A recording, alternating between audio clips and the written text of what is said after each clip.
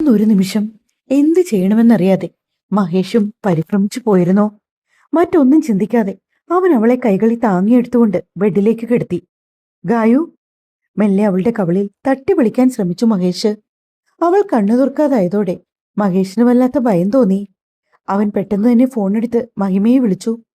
ആ സമയത്ത് മഹേഷ് ഫോൺ വിളിച്ചതുകൊണ്ട് തന്നെ മഹിമയ്ക്കും എന്തോ അസ്വാഭാവികത തോന്നി. എന്താടാ? മഹിമ മറ്റാരുടെയും ശ്രദ്ധ കിട്ടാത്ത ഒരിടത്തേക്ക് മാറി നിന്നുകൊണ്ട് മഹേഷിനോട് ചോദിച്ചു. ചേച്ചി, നീ ഒന്ന് റൂം വരെ വന്നേ. എന്താടാ, എന്തെങ്കിലും കുഴപ്പമുണ്ടോ? വാ, തൽക്കാലം ആരോടും പറയണ്ട. മഹിമ ആരും തന്നെ ശ്രദ്ധിക്കുന്നില്ലെന്ന് കണ്ടതും പതിയെ മഹേഷിന്റെ റൂം ലക്ഷ്യമാക്കി നടന്നു. അവൾ വന്നപ്പോഴേക്കും മഹേഷ് ഡോർ തുറന്നു പിടിച്ച് അക്ഷമയോടെ അവളെ കാത്ത് റൂമിന് മുൻപിൽ നിൽപ്പുണ്ടായിരുന്നു. എന്താടാ, എന്തുപറ്റി? അല്പം മുമ്പ് മുറിയിൽ നടന്ന കാര്യങ്ങളെല്ലാം മഹേഷ് കൃത്യമായി മഹിമയോട് പറഞ്ഞു. മഹേഷിന്റെ മുഖത്തെ ടെൻഷൻ കണ്ടതും മഹിമയ്ക്ക് ചിരി വന്നുപോയി. എടാ, ഇതൊക്കെ ചില പെൺകുട്ടികൾക്കുണ്ടാവുന്നതാ. ഈ ആദ്യരാത്രിയെക്കുറിച്ചുള്ള വെപ്രാളവും ടെൻഷനുമൊക്കെ കാരണം. മാത്രമല്ല, ഇന്നൊരു ദിവസം മുഴുവനും സാരി ഉടുത്ത് മര്യാദയ്ക്ക് ആഹാരം പോലും കഴിക്കാൻ കഴിയാതെ നിന്നതിന്റെ ഇറിറ്റേഷൻ വേറെ. പിന്നെ പെട്ടെന്ന് വീട് വിട്ട് മറ്റൊരു വീട്ടിലേക്ക് നിൽക്കുന്നതിന്റെ വെപ്രാളം അത്. അങ്ങനെ കുറേയധികം കാര്യങ്ങളുണ്ട് ഇതിന്റെ പിന്നില്. മഹിമ മഹേഷിനെ പറഞ്ഞ് മനസ്സിലാക്കാൻ ശ്രമിച്ചു. എന്നാലും ചേച്ചി, ഇനിയിപ്പോ എന്തോ ചെയ്യും? ഞാൻ അമ്മയെ വിളിക്കട്ടെ? ഓ, ഇവനെ കൊണ്ട് ഞാൻ തോറ്റു. മഹിമ തലയ്ക്ക് കൈ കൊടുത്തുകൊണ്ട് നേരെ റൂമിലേക്ക് വന്നു. ബെഡിൽ തളർന്നു കിടക്കുന്ന ഗായുവിനെ കണ്ടതും മഹിമ മഹേഷിന്റെ മുഖത്തേക്ക് ഒരു നോട്ടം നോക്കി.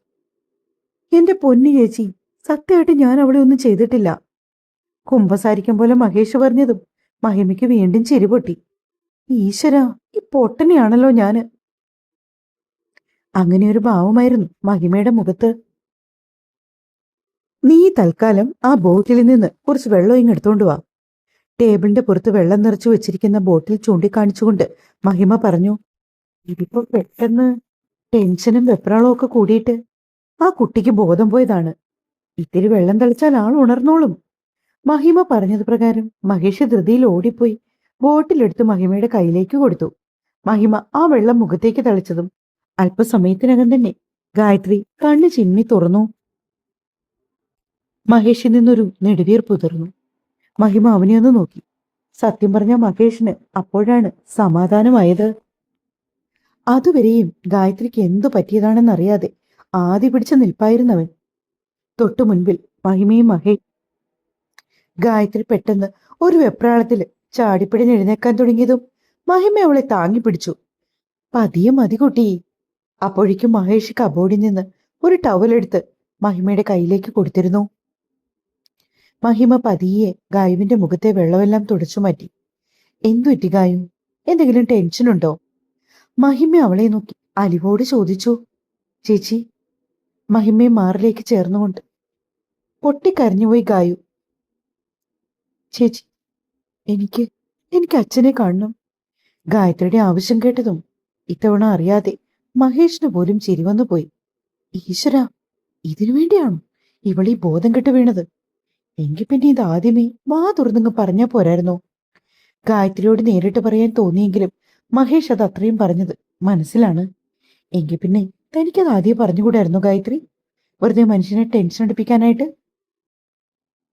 എത്ര വേണ്ടെന്ന് വെച്ചിട്ടും മഹേഷിന്റെ അമർഷം അല്പമായി പുറത്തു വന്നതും മഹിമാവിനെ കണ്ണുകൂർപ്പിച്ചൊന്നു നോക്കി. ഗായത്രിയുടെ മുഖം കൂടി കണ്ടതോടെ മഹേഷിന് മനസ്സിലായി അങ്ങനെ പറയേണ്ടിയിരുന്നില്ലെന്ന്. സോറി, ഞാൻ ഗായത്രിയെ വിഷമിപ്പിക്കാൻ വേണ്ടി പറഞ്ഞതല്ല. പെട്ടെന്ന് താൻ ബോധം കെട്ട് വീണപ്പോ ഞാൻ ആകെ പേടിച്ചുപോയി. അതുകൊണ്ട് പറഞ്ഞേ ഉള്ളൂ. എന്താ ഇപ്പൊ തന്റെ ആവശ്യം? മാഷിനെ കാണണമെന്നാണോ? വാ, ഈ ഡ്രസ്സൊക്കെ മാറ്റി വേഗം റെഡിയാവും. വീട്ടിലേക്ക് പോകാം. മഹേഷ് അത് പറഞ്ഞതും മഹിമാവിനെ കണ്ണെടുക്കാതെ നോക്കി നിന്നു. താഴെ കൂടിയിരിക്കുന്ന പ്രായമുള്ള ആളുകൾ ആരും തന്നെ ഇതുവരെ ഉറങ്ങിയിട്ടില്ല. പെട്ടെന്ന് ഇങ്ങനെയൊരു പോക്കൊക്കെ അവർക്കൊന്നും അത്ര ദഹിക്കത്തുണ്ടാവില്ല. അതുകൊണ്ട് തന്നെ മഹിമ ഗായത്രിയെ അലിവോടെ നോക്കി. നോക്ക് ഗായു, നാളെ രാവിലെ വീട്ടിൽ പോയാൽ മതിയോ? ഇന്നൊരു ദിവസം ഇവിടെ തങ്ങിയിട്ട് എന്നിട്ട് 2 ദിവസം ഗായത്രിയുടെ വീട്ടിലൊക്കെ നിന്നിട്ട് പതിയെ തിരികെ വന്നാ മതി. ഗായത്രിയുടെ നോട്ടം നേരെ പോയത് മഹേഷിന്റെ മുഖത്തേക്കാണ്. താനെന്തിനാ എന്നെ ഇങ്ങനെ നോക്കുന്നേ? എന്താണെങ്കിലും ധൈര്യമായിട്ട് പറഞ്ഞോളൂ. ഗായത്രി മഹിമയെ നോക്കി തലകുലുക്കി. തൽക്കാലത്തേക്ക് വേണമെങ്കിൽ താൻ ജസ്റ്റ് മാഷയും അമ്മയും ഒന്ന് വീഡിയോ കോൾ ചെയ്ത് സംസാരിക്കുക. തനിക്കല്പം ആശ്വാസമാകട്ടെ. മഹേഷ് അത് പറഞ്ഞതും മഹിമയ്ക്കും തോന്നി അത് നല്ലൊരു ഐഡിയ ആണെന്ന്. സാധാരണ വീട് വിട്ടിങ്ങനെ വരുന്ന പെൺകുട്ടികൾക്ക് വീടും വീട്ടുകാരെയും ഒക്കെ പിരിഞ്ഞ് നിൽക്കുന്നതിന്റെ വിഷമം ആവോളം ഉണ്ടാകും. പക്ഷെ ഗായത്രിയുടേത് ഒരു സ്പെഷ്യൽ കേസാണ്. മറ്റൊന്നും കൊണ്ടല്ല, വിരലിൽ എണ്ണാവുന്ന ദിവസം കൊണ്ടാണ് ഗായത്രി മഹേഷിനെ വിവാഹം കഴിക്കുന്ന കാര്യത്തിലേക്ക് പോലും തീരുമാനങ്ങൾ എത്തിയത്. അതുകൊണ്ട് തന്നെ അവർക്ക് പരസ്പരം മനസ്സിലാക്കുവാനും ഉൾക്കൊള്ളുവാനും ഒരുപാട് സമയം ആവശ്യമുണ്ടെന്ന് മഹി മഹി- മഹിമയ്ക്കും തോന്നി. മഹേഷ് തന്റെ ഫോണിൽ നിന്നും മാഷിന്റെ നമ്പറിൽ വീഡിയോ കോൾ ചെയ്ത് ഗായത്രിയുടെ കയ്യിലേക്ക് കൊടുത്തു. എങ്കിൽ പിന്നെ ഒരു കാര്യം ചെയ്യാം, ഇന്ന് ചേച്ചി ഇവിടെ ഗായത്രിക്കൊപ്പം കിടക്ക്, ഇയാളെ നോക്കിയാകും വരെ.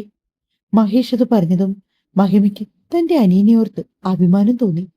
ഒരു പെൺകുട്ടിയുടെ സാഹചര്യം മനസ്സിലാക്കി അവൻ പെരുമാറുന്നല്ലോ എന്ന് കണ്ടതും മഹിമ ഗായത്രിയെ നോക്കി. ഗായത്രിക്കും അത് തന്നെയായിരുന്നു സമ്മതം. അപ്പോ നീ എന്ത് ചെയ്യും? ഞാൻ തൽക്കാലം പുറത്ത് ബാൽക്കണിയിലെ സോഫയിൽ കിടന്നോളാം. അങ്ങനെ ആ കാര്യത്തിന് ഒരു തീരുമാനമായി. അപ്പോഴേക്കും തന്നെ മറുതലയ്ക്ക് നിന്നും മാഷ് ഫോൺ അറ്റൻഡ് ചെയ്തിരുന്നു. മാഷിന്റെ മുഖം ഫോണിൽ തെളിഞ്ഞതും ഗായത്രി നിറകണ്ണുകളോടെ അച്ഛനെ വിളിച്ചു.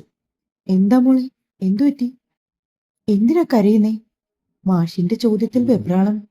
ശ്യാമള പെട്ടെന്ന് വന്ന് ഫോൺ വാങ്ങി. എന്താ ഗായു? ഒന്നുമില്ലമ്മേ, എനിക്ക് പെട്ടെന്ന് നിങ്ങളെ എല്ലാവരെയും മിസ് ചെയ്യും പോലെ തോന്നി. അയ്യേ, അത്രേ ഉള്ളോ? 2 ദിവസം കഴിഞ്ഞാൽ ഇവിടേക്ക് തന്നെയല്ലേ വരാനുള്ളത്. പിന്നെങ്ങനെയാണ് ഇങ്ങനൊരു ചിന്ത? അതൊന്നും ഓർക്കണ്ട കേട്ടോ. മോള് സന്തോഷമായിട്ടിരിക്കണം. ആഹാരമൊക്കെ കഴിച്ചോ? ശ്യാമളിയുടെ വാക്കുകളിലെ ആകുലത മഹിമയ്ക്കും മനസ്സിലായി. അവരുടെ അവസ്ഥയോർത്ത് ചെറിയ രീതിയിൽ വിഷമം തോന്നി. കഴിച്ചു അമ്മേ. മഹേഷ് എവിടെ?